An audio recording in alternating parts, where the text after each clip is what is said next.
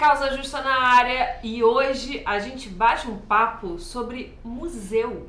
Para onde vão os museus nesse momento em que a gente está nadando em tecnologias, bits e bytes? Como é que a gente muda esse olhar para o museu? Como é que muda o museu olhando para a vida?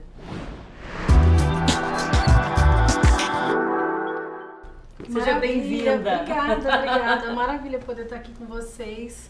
A gente fala muito disso no Museu Vivo, né? Porque a ideia é trazer organicidade, é trazer vida, é trazer cotidiano, é trazer a vida das pessoas para dentro do museu e o museu para dentro da vida das pessoas. Muito importante que os museus se integrem às causas, à sustentabilidade, ao que está acontecendo, ao que está clamando, ao que está pulsando. Então, para trazer essa vida, né, que você está falando, tem um pouco de plugar o museu do que foi essa memória, essa coisa que parece um pouco velha, tirar um pouco o pó mesmo e falar, peraí, uma coleção biológica ajuda a gente a entender quem somos. Uma história de um povo que tem a ver com uma democracia que precisa ser restaurada, precisa ser contada. E aí, se a gente trouxer isso para uma contemporaneidade, pessoas que vão para a rua, que se manifestam, que são ativistas, vale a pena contar a história, vale a pena entender que aquilo que está ali tem um lugar no hoje. Mas a gente precisa de canais, meios, conexões, tecnicalidades que relembrem o museu de como fazer isso. Então, sim, é possível estar vivo, é possível estar conectado, mas sempre lembrando que para isso a gente precisa trazer respiração, né? O Museu Vivo, quando a gente lançou um manifesto que fala um pouco do museu como uma célula viva. É lindo. Ai, que bom que vocês viram, que bom. Então, quem quiser olhar lá no nosso site, tá lá o manifesto. Tá aqui, na verdade. A gente deve botar tudo aqui embaixo. Maravilha. Então, o que a gente fala lá um pouco, né? Que é essa coisa da permeabilidade. Uma célula não troca, não transmuta, não muda, não cresce se ela não respira. E o que traz vida e respiração para o museu é essa troca. E o museu sempre ocupou um lugar de saber e poder. E quando ele começa a distribuir e compartilhar o saber e poder com quem visita, não só passivamente, mas ativamente, ele se recicla, ele está vivo. Quando ele tá vai com pra uma fora célula também, viva, né? Quando ele extrapola também as paredes dele, né? Isso. Eu acho que é muito interessante, porque é muito suntuoso, né? Eu fico vendo museus por fora, assim, é suntuoso, é lindo, às vezes dá até... E tem uma coisa do não toque, né? Não toque, não vou entrar aqui nesse lugar, não né? interaja. Sim. E aí como ele também extrapola essas paredes, né, suntuosas. A gente tem todo um trabalho que se chama Extramuros, né? Que é um convite ao museu ir para fora. Vamos para a praça pública, vamos botar essa coleção num carro, num display móvel. E aí tem várias histórias, eu também dou aula sobre isso. A gente conta muita história de um museu em Oxford, por exemplo, que quando o teto foi retirado, eles ficaram 7 meses fechados. E eles escolheram 7 objetos de animais da história natural que foram para a cidade de Oxford, para praça, para biblioteca, para igreja, e aí eles remontaram e as pessoas começaram a falar, peraí, não tinha visto isso em milhões de objetos, mas aqui eu tô vendo. Isso tem a ver com a minha história, tem a ver comigo, que chama Museum Goes to Town, que é o museu vai até a cidade, que é essa mobilidade que você tá falando, né? Vamos até lá, vamos até as pessoas, que eu acho que é muito bacana. Se você tá no museu, que é o lugar do tempo, que guarda o tempo, a história, e ao mesmo tempo que você está ali dentro, você está construindo um significado para aquilo. Você está tocando num lugar super especial, que é o lugar da sacralidade do espaço museológico. Quando a gente está aqui fora e a gente está aí na cidade, nessa correria do urbano, dessa loucura que a gente vive, a gente perde muito o centro, né? O nosso lugar do centro. E o museu tem um pouco essa coisa de um espaço de contemplação, que pode ser, mas também tem um espaço de troca e diálogo. E as pessoas começam de alguma maneira, entender os novos templos. Se a gente tem aquele lugar lá caótico lá fora, para onde eu corro? Para onde eu vou? Do que eu nutro a minha alma? Muitas vezes pode ser o templo espiritual tradicional, mas o museu cumpre esse papel. Então tem curadorias hoje que observam isso, que olham isso. Então, por exemplo, mudam a luz do espaço. Não é sempre aquele cubo branco com aquela luz em cima da gente, mas também um espaço onde tem uma luz mais calma, um banquinho em frente da obra. Eu quero ficar lá meia hora. Eu não quero passar lá correndo porque aquela obra me toca o coração. Ótimo. Então a curadoria vem pensando isso também. Eu trabalhei 4 anos numa ONG de direitos humanos, que é a ActionAid. Hoje eu sou conselheira lá. E eu acho que os campos de saber híbridos, transdisciplinares, é o que vão transformar e vão gerar mudança. Então, quando o museu entende que, peraí, você quer dizer que o cara que trabalha no museu também tem que entender de causas sociais? Você quer dizer, então, que eu agora vou trabalhar com saúde, educação, meio ambiente? Sim. E eu acho que a grande parada agora, que eu acho que é bacana, é o quanto que a museologia social, que tem essa independência ativista, influenciar os grandes museus. Aqueles museus estão contando a história nacional, que estão dizendo pra gente que a história é daquela forma, e eles se transmutarem juntos. Então, o Museu Vivo faz um pouco essas pontes. A gente cria projetos e atividades para que essas áreas dialoguem, falem entre elas, e que o museu seja mais poroso. Aquele grande museu de coleções permita que o museu social, o museu da sociologia, entre, troquem, colaborem. E quando a gente está falando disso que a gente está falando aqui, serve para tudo. Até para as discussões de aquários, de confinamento de animais, tudo entra ali. Então a gente atua um pouco nessa zona híbrida e entendendo que as pessoas que vêm têm protagonismo nisso. E para isso a gente ajuda a empoderar também o museu com seus funcionários a saberem como fazer isso. Porque não é uma coisa fácil você dizer, agora vocês viraram agentes de mudança. Nossa, de jeito nenhum. A gente precisa formar, capacitar, trazer troca, trazer pessoas de outras áreas, influenciar, tudo isso a gente vai fazer. E como convida essa nova geração para trocar e se sensibilizar com o museu? Porque você falou de tecnologia também, e a gente teve um papo também com a Bárbara, e eu fico pensando, né, nos jovens, que eles estão agora só recebendo informação. Eles não param, por exemplo, para contemplar, ou para se escutar, sim, ou para se olhar, sabe? Ou decodificar aquela informação. Ou decodificar a informação. Isso aí que você trouxe, esse momento em que você senta num banquinho, respira e olha para uma peça, né? Sim. Como é que você faz esses jovens entrarem nesse museu? Eu acho que a gente sempre tem que fazer convites, mas partir de onde as pessoas estão. Então, uma coisa que a gente sempre fala, né, você está falando com uma pessoa idosa, você está falando com um jovem, que é o caso que você trouxe. Uhum. Jovem está no celular, está na tecnologia. Então, a gente precisa trazer a cultura digital para dentro do campo museológico. Uhum. A gente criou um programa agora que chama Hipermuseus, é um programa que vai até dezembro de 2019, é um programa que possibilita que os museus aprendam a lidar com essa linguagem. Mas, para isso, a gente precisa trabalhar com pessoas que saibam fazer os apps, os aplicativos, que possibilitem que os próprios jovens criem o seu modo de transitar no museu através de um app que facilita isso. Uhum. Ok, aí ele chegou. Uma vez que ele chegou, a gente precisa criar esse momento também de conexão entre eles a temática museológica, e isso vai precisar fazer a partir de convites. Então, eu acho que tem uma questão muito importante aí da tecnologia, que ela é facilitadora, conectora, integradora, se a gente conseguir fazer uma coisa que os consultores internacionais chamam muito de FIDigital, né? Que é o físico e o digital. O digital, ele vem a favor para colaborar com o que acontece no espaço físico. As causas que são mobilizadas, por exemplo, pela internet, mostram muito isso, que você vai, conecta, convida, vão para a rua. Mas o convite foi feito pela internet. Uhum. Mas depois estava todo mundo junto lá se manifestando. Acho que o Nossas, que é um parceiro nosso no Hipermuseus, vai contar essa história, conta essa história quando a gente trabalha junto, que é isso, você está mobilizando 300 mil pessoas para se manifestarem num código online ou numa petição que esteja disponível online, mas o grande objetivo é como é que a gente se reúne no espaço físico, que mudança a gente gera aqui.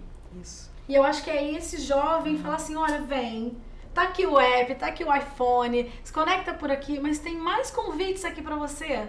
Você já olhou pra essa pessoa que tá aqui do lado? Vamos fazer uma oficina de troca? E aí o museu já sabe fazer. O museu trabalha com interação e programas educativos há muitos anos e faz isso bem. O que falta, que é o campo tecnológico e a ativação da população jovem, a gente está ajudando a construir. O resto vai fluir no campo museológico. Agora, a dificuldade é ultrapassar também, né? Essa barreira que é esse lugar suntuoso, né? Essa barreira suntuosa. Uma coisa que é o museu. E aí que tá, assim, uma coisa que eu percebo é que, pelo menos o brasileiro, a classe média brasileira, que frequenta os espaços de arte, cultura, elas estão... Muitas pessoas vão ao museu fora do país.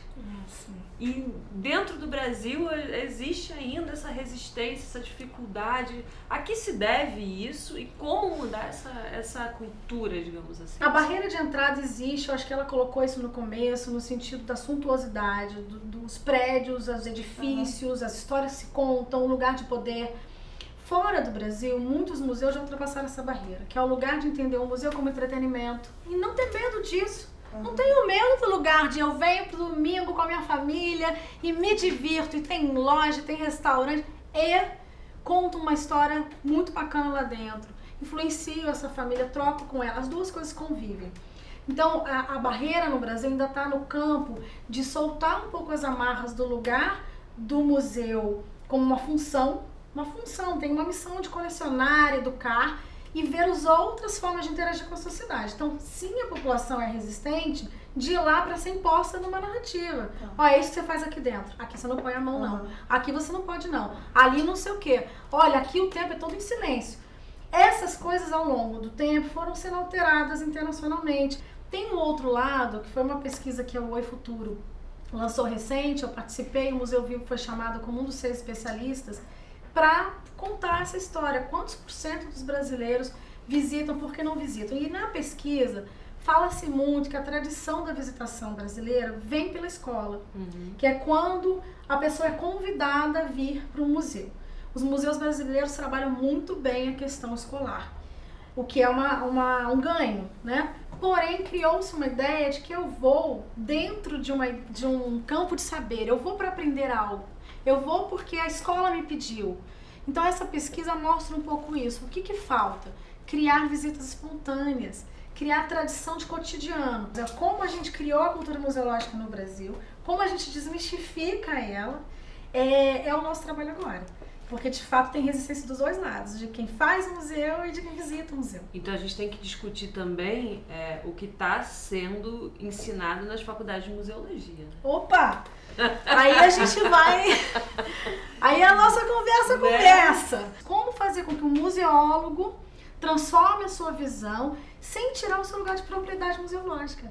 Ou seja, sim, estamos fazendo engajamento social, mas também olhando a questão da climatização, da conservação, da história do objeto e essas coisas caminharem juntos, que eu acho que é sempre bom valorizar o campo de saber, quem está lá da museologia, e ao mesmo tempo tem muito museólogo novo na universidade influenciando isso, trazendo esse conceito de que, peraí, tem um grupo da Unirio aqui do Rio que criou Museus para Todos, que é muito bacana também, que é falar, peraí, a gente está ensinando museologia, mas é para pensar o ontem, o hoje e o amanhã. Então dá sim para influenciar, vamos criar esse campo de troca com a universidade. Ai, que lindo. E assim, a gente também está vendo aqui no Brasil, sobretudo, um crescimento obscurantista, né, acontecendo. E um desmerecimento das áreas humanas, né, antropologia, sociologia, filosofia. Você acha que essa pegada que você traz com esse museu vivo, esse museu que cutuca a gente, que faz a gente pensar, que ele pode abrir os olhos para essa população que tem uma visão antiga? Então, é super importante isso que você está falando, porque a ideia do Museu Vivo nasce da sustentabilidade, do pilar da sustentabilidade, que você tem o ambiental, o social, o econômico e tem o visão de mundo, que é esse lugar cultural e espiritual. E de repente eu falei, peraí, eu estava fazendo lá o curso de sustentabilidade, né, 1 ano indo para Ecovilas, eu falei, só tá a galera do ambiental aqui, cadê a galera do cultural, cara?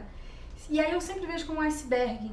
A ponta do iceberg é a questão econômica. A gente está tentando influenciar as novas economias, mudar o modus operandi econômico. Mas o que está aqui embaixo é cultural.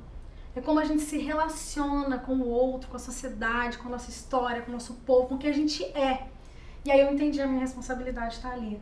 Sempre que tinha no curso, né, vai todo mundo da área ambiental e outros campos de atuação. Tinha alguém da educação e eu ficava lá na ponta, eu sou de museu.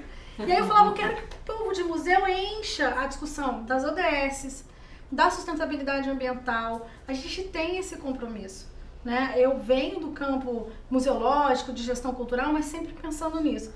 Então esse lugar que você traz é muito importante porque é uma abertura de visão para a sociedade, com novas narrativas do potencial regenerador que a gente tem.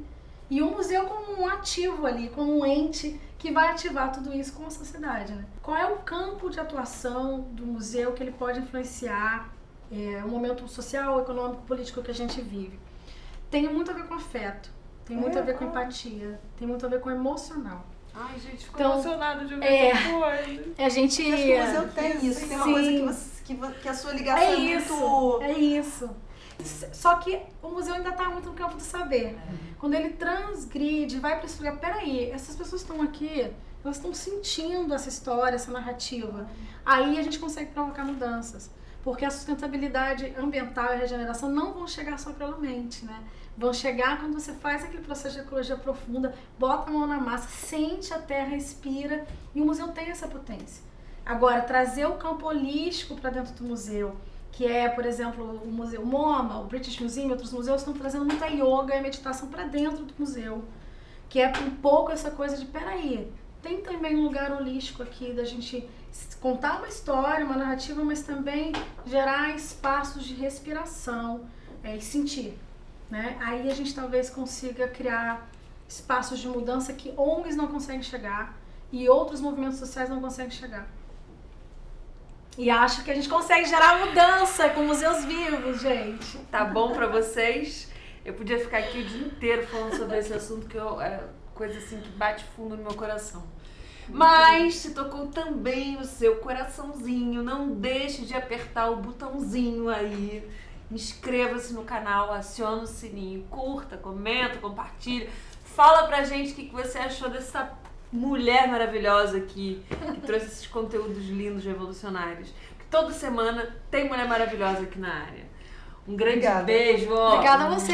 Adorei estar aqui no linda. Causa Justa. Muito, muito legal. A gente se despede por aqui e até semana que vem. Tchau, tchau.